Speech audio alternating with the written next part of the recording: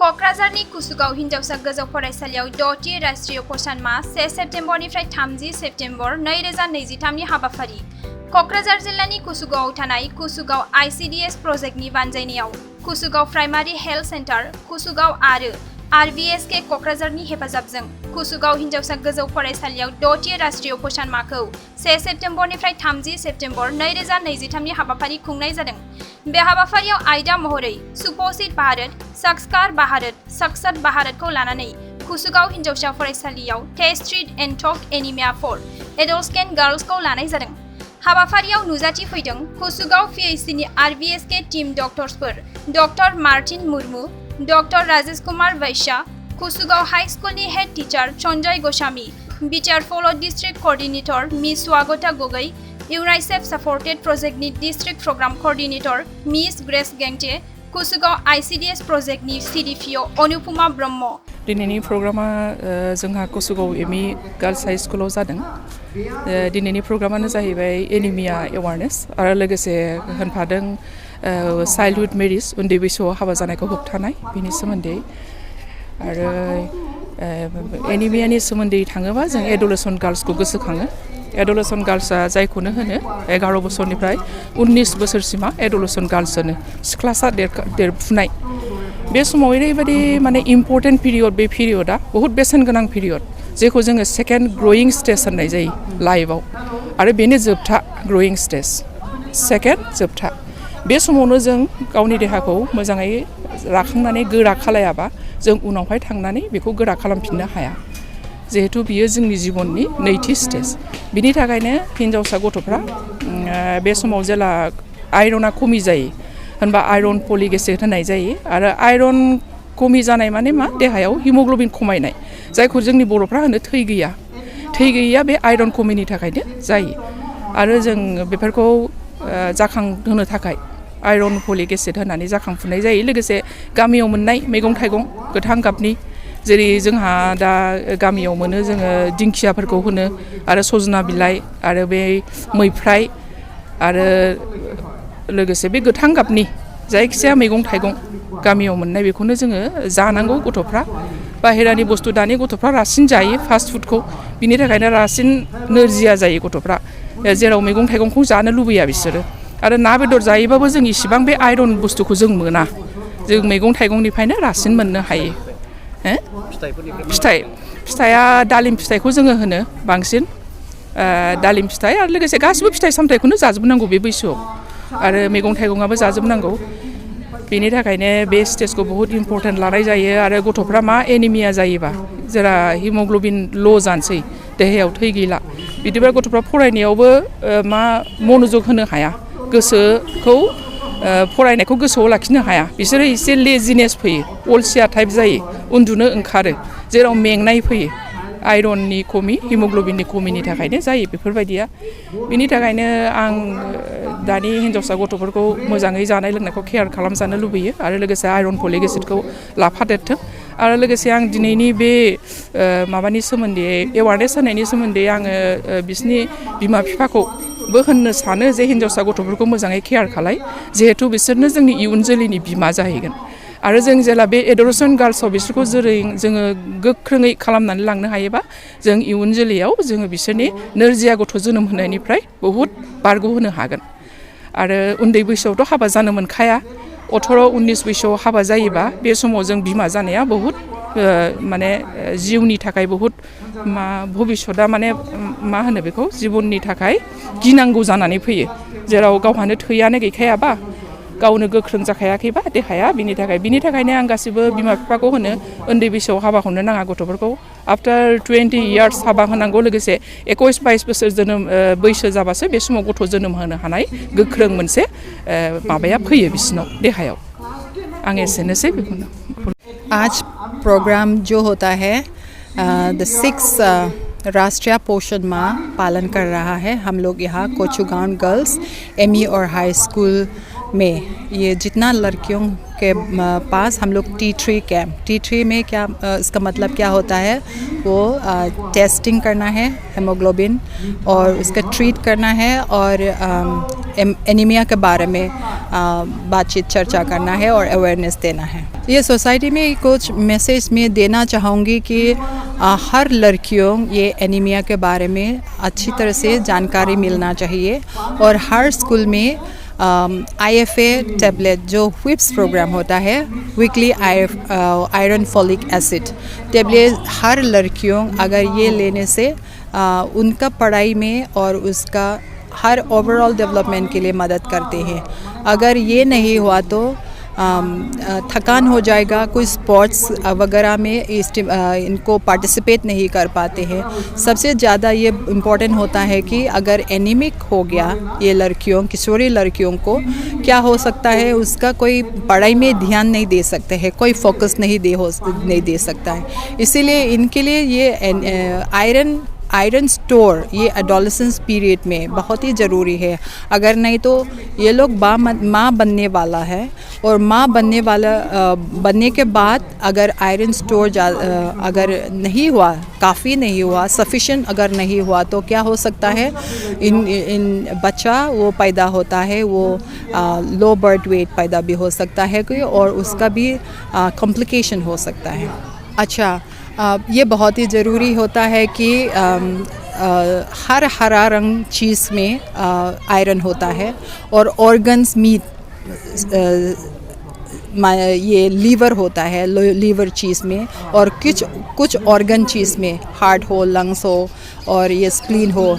हम लोग इसी को हम नहीं बोलते, फिर भी लीवर का हम लोग चिकन लीवर वगैरह जो खाते हैं उसी में आयरन ज़्यादा है।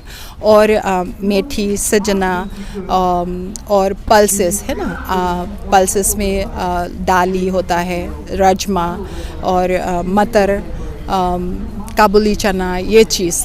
और क्या बोलते हैं वो फुल है ना, फुल कोल फुल होता है और उसका पोइस्ताग ये यहाँ पे मिलते हैं।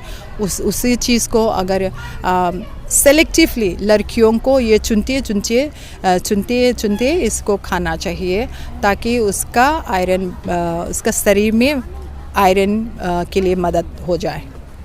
और उसके साथ साथ क्या होना चाहिए ताकि जो आयरन चीज़ जो हमारे शरीर ने इस्तेमाल करने के लिए विटामिन सी का चीज़ खाना है। कोई नींबू यहाँ पे मिलते हैं, ओटेंगा, बड़ा टेंगा बोलते हैं क्या वो चीज़ को, है ना, जो सब विटामिन सी चीज़ का, टमाटर होगा और सीजनल फ्रूट्स होगा, मैंगो, गुआवा और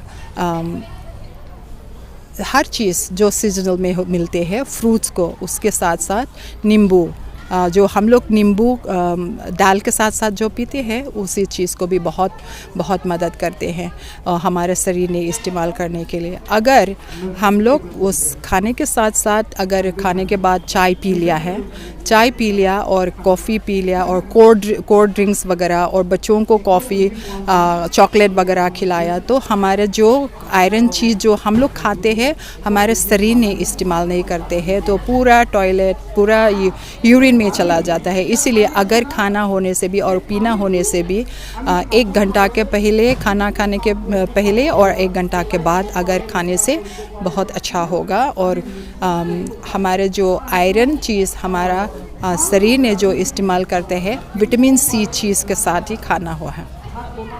আজি আমাৰ ৰাষ্ট্ৰীয় পোষণ মাহ ইয়াত অনুষ্ঠিত কৰা হৈছিলে। কচুগাঁও আমাৰ ICDS ডেভেলপমেণ্ট ব্লকৰ পৰা, তাৰ পৰা তেওঁলোকে এটা আমাৰ RBSK টিমৰ লগতে আমাৰ UNICEF আছে আৰু লগত মই BTR ডেভেলপমেণ্ট ফেলোশ্বিপৰ ফালৰ পৰা আমি ইয়াতে আহিলোঁ। আজি আমাৰ যিসকল ছাত্ৰীসকল আছে, ছাত্ৰীসকলৰ এখন স্কুলতে আমি আজি এটা প্ৰগ্ৰেম আৰম্ভ কৰিছিলোঁ। তাতে আমি টেষ্ট ট্ৰিট আৰু টপ T3 বুলি কওঁ, এনিমিয়াৰ ওপৰতে, ৰক্তহীনতাৰ ওপৰত কিখিনি ল'বলগীয়া সাৱধানতা, তাৰপিছত কিদৰে কেনেকৈ দৰৱ সেৱন কৰিব লাগে, সেইখিনিৰ ওপৰতে আজি গোটেইখিনি অনুষ্ঠান কৰা হ'ল।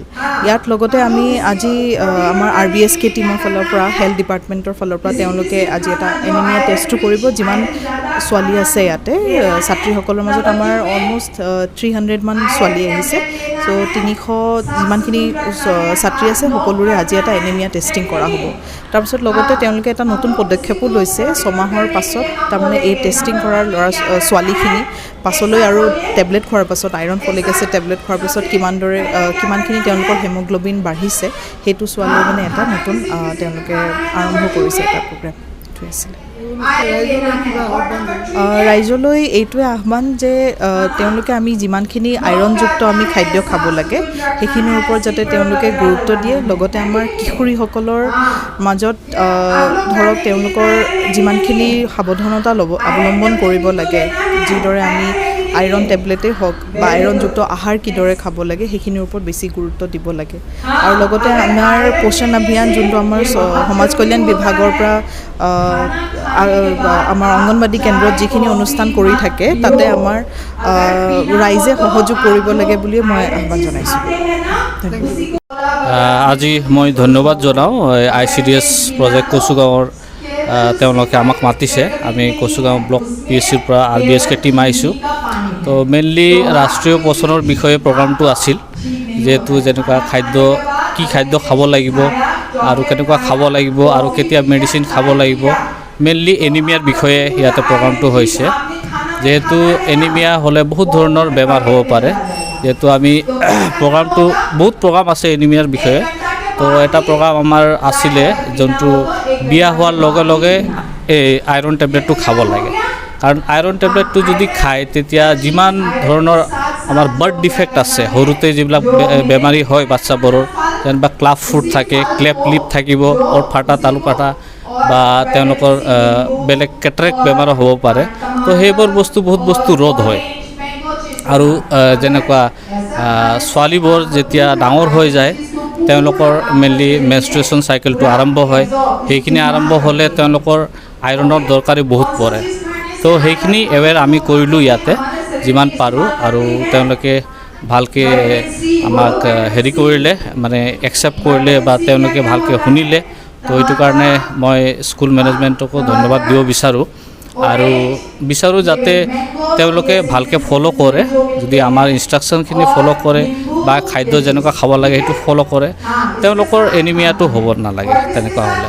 তো আমি ৰিজাল্ট বহুত স্কুলত বহুত ভালেই পাইছোঁ। আপোনালোকে নিজে ৰিভিউ দিব পাৰিব, সুধিব পাৰিব।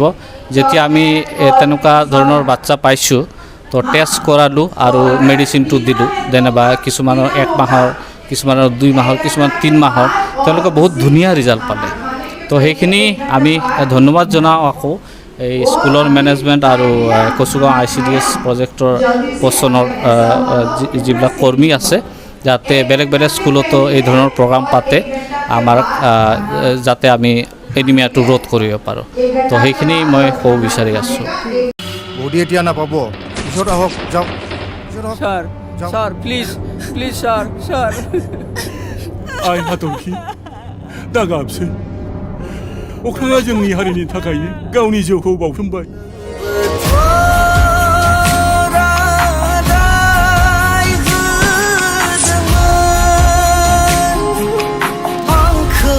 फैजासिम अराय समसिम नेनानै थागोन। 我下车，不下。